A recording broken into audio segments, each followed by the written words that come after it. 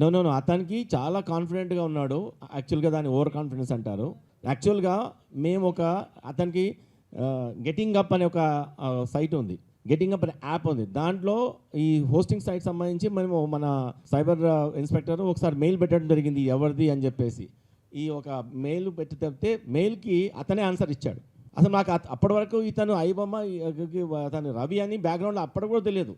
మీకు మీ దగ్గర ఏం ఆధారాలు ఉన్నాయి అని మనకు అడిగాడు. అంటే జనరల్ మాకు ఆధారాలు అడుగుతున్నాడంటే ఇతను ఏంటని మేము మళ్ళీ రివర్స్ ఇంజనీరింగ్ చేయడం మొదలుపెట్టాం.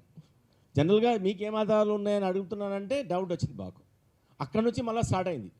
తర్వాత చాలామంది మీరు అన్నారు ఎవరో కొన్ని దాంట్లో వాళ్ళ వైఫ్ టిప్ ఆఫ్ ఇచ్చింది.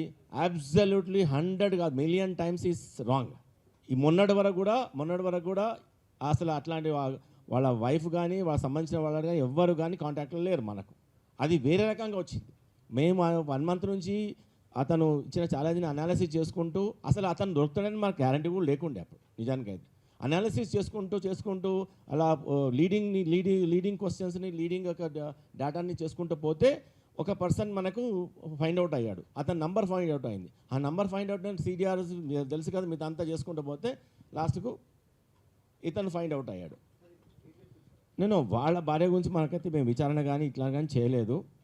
సో వాళ్ళ భార్య ఏమన్నా ఇంకా కాంటాక్ట్లో వస్తే మాత్రం ఈమెకి అన్నీ తెలియవు, ఎప్పటికో విడిపోయారని చెప్తున్నాడు. ఎప్పుడో విడిపోయారని చెప్తున్నారు. అతను హీస్ ఫ్రమ్ వైజాగ్.